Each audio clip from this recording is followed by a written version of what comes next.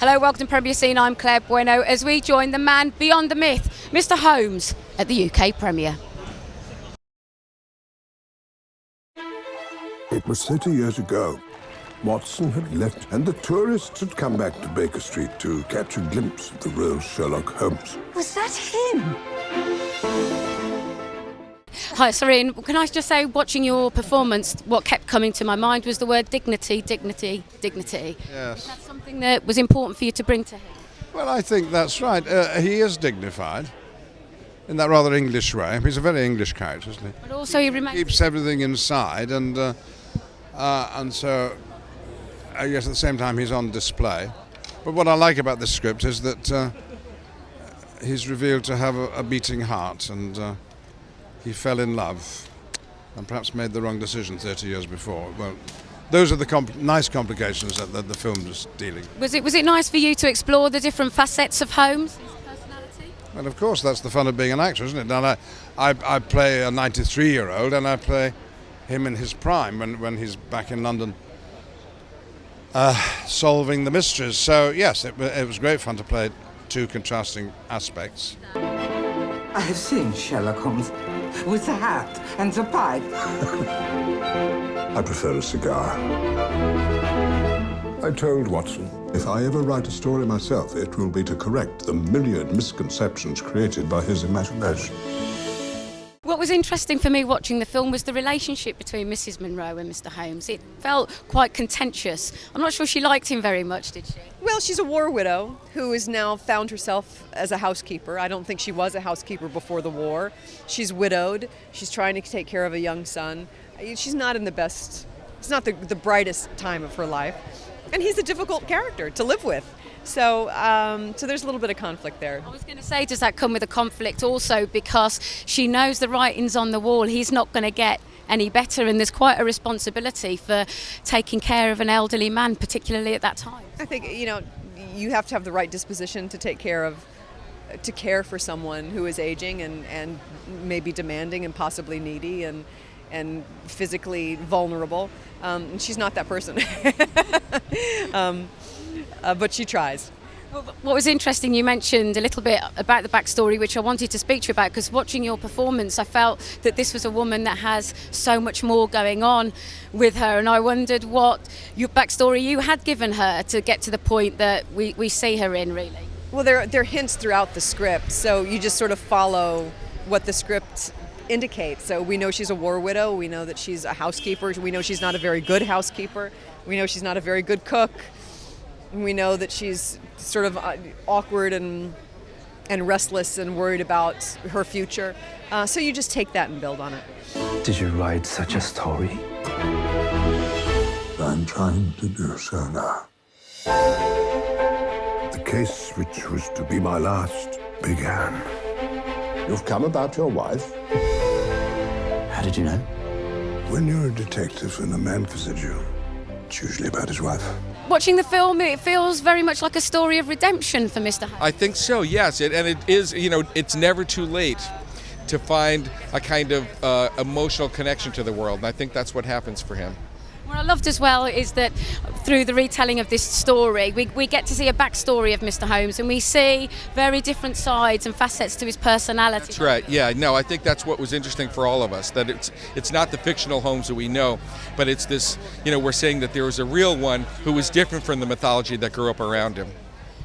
And also, what I kept looking at watching the film was the use of close-ups. Yeah. And I really did enjoy them because we got an even greater intimacy with him, and we're able to see the nuances of Sir Ian's performance. I think so. Well, when you have Ian McKellen's face to play with, I think it's smart to stay as close as you can. It's really, again, it's sort of a marvel for me, having worked on it and then editing it, just to see all that gets captured by those eyes and that face. Yeah.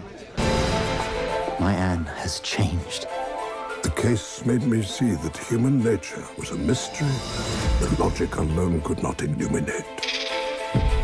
My wits must be at their sharpest. She needed my help, but I failed to solve her case. Well, for you sitting down and reading this story as an actor, you must have been sort of swept away by the writing. Yes, it was a very good script. I hadn't read the book, sadly, so I can't pretend I had. But yeah, and it was, you know, the story of Sherlock Holmes at the end of his life when his powers are waning makes for a very interesting kind of film. It's a different kind of Sherlock Holmes movie. I was going to say it's a character study on a human being who is trying to hold on to as much dignity as possible, isn't it? Not just his dignity. I mean, this is a great genius. You know, this is the man with the deductive faculties of a genius, and obviously as you get older, your powers wane. And with regards to the character, what was it about your part that you wanted to bring to it? Well, he's the cop. It's the Lestrade character, really.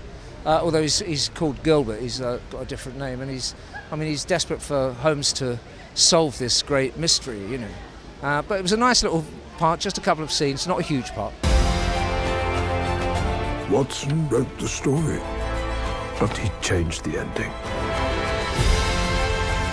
So what happened? I must have done something terribly wrong. I chose exile, but what was it for? For me, seeing the film, it's an incredibly moving film, and I wonder for you as an actor reading the script, you must have been blown away because it's beautifully written, isn't it? Yeah, I mean, that's what happens to an actor. They get a hold of a script or a story, and the way that story is put together and the way it's written is incredibly important. I mean, really, really is. And so that's what makes you want to join the cast and makes you want to do the piece. It's a beautiful story. I think it's a real page turner as well, isn't it? Because there's so much going on in this story, isn't there? Yeah, I mean, it happens on several different levels and in several different time frames. But at the back of it all, you've got, you know, Sherlock Holmes struggling with his old age and with his, as I say, his last years. I think what was stunning for me watching the performance of Sir Ian McKellen is the humanity that he brings to Holmes, isn't it? Well, I think Ian is extremely good at creating a contrast or a dichotomy within a character so that you see him being very, you know, Holmesian, very difficult, very irascible, very Victorian, and then simultaneously you see him being, you know, all but a father. I mean, a wonderful, warm character. And talking about Victorian, it's obviously you're also set in the Victorian era. Was there anything that you had to do research-wise to know what a bank manager does in the Victorian age? I suppose the truth of the matter is that we say quite a lot these days. We talk quite a lot. We communicate with each other, and the point about the Victorians is that they were very much governed by manners, and so they probably said much less and achieved much more, or said much less just to achieve one particular moment or one particular angle. So it's quite interesting delivering somebody like that who says very little to do an awful lot. Everyone knew their place, including me. Are you going to go back to the case? One shouldn't leave this life without a sense of completion.